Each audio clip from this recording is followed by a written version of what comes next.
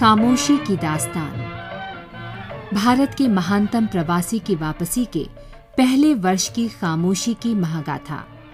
आकाशवाणी की विशेष शताब्दी श्रृंखला खामोशी की दास्तान प्रस्तुत है आज की कड़ी।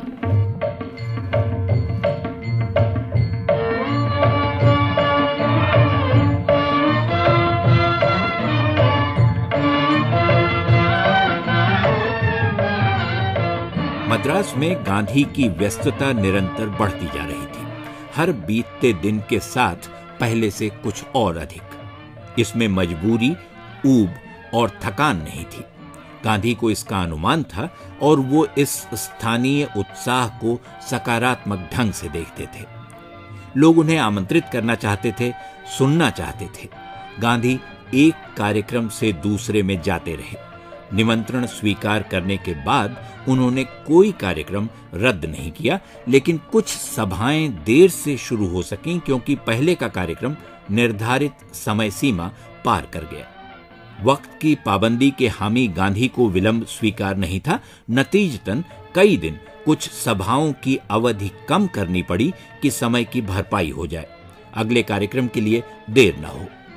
26 अप्रैल को गांधी की एक सभा क्रिश्चियन मिशन में थी और अगले दिन मद्रास YMCA में। क्रिश्चियन एसोसिएशन के छात्रों के छोटे लेकिन सुरुचिपूर्ण कार्यक्रम की शुरुआत वंदे मातरम से हुई तो गांधी समेत सभी लोग कुर्सियों से खड़े हो गए। गांधी ने कहा, बंकिम चंद्र चटर्जी का ये गीत वास्तव में भारत के स्वर्णिम युग की तस्वीर है।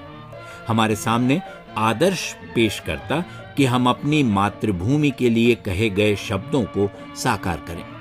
इस तस्वीर के कई हिस्से जो नदारद हैं उसमें जोड़ें। यही हमारा धर्म है। जर्मन भारतविद मैक्स मुलर की एक टिप्पणी का जिक्र करते हुए गांधी ने कहा, हमारा धर्म 4 अक्षरों से बना है, लेकिन वे 4 अक्षर कर्तव्य हैं, अधिकार नहीं। कर्तव्य की इसी भावना के सहारे अगर अनपढ़ हिंदुस्तानी दक्षिण अफ्रीका में कामयाबी हासिल कर सकते हैं तो उससे 10 गुना बड़ी सफलता हमें हिंदुस्तान की पवित्र भूमि पर मिल सकती है। गांधी ने कहा, अगर अंग्रेजी साहित्य और आधुनिक संस्कृति का ककहरा जाने बिना ऋषि मुनि उन ऊंचाइयों तक पहुंच सकते थे तो हम उन्हें क्यों नहीं छू सकते जिन्हें यह सब विरासत में मिला है।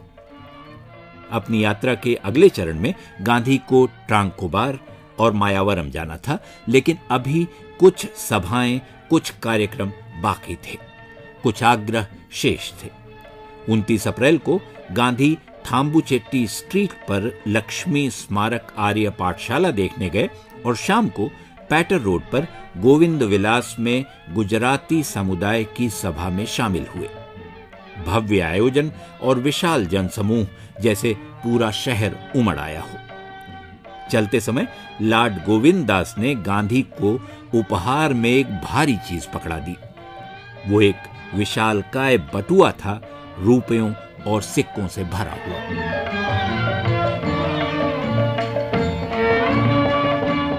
खामोशी की दास्तान भारत के महानतम प्रवासी की वापसी के पहले वर्ष की खामोशी की महागाथा। ये थी आकाशवाणी की इस विशेष शताब्दी श्रृंखला की आज की कड़ी। शोध, आलेख और वाचन स्वर मधुकर उपाध्याय। प्रस्तुति मनोज माइंकर।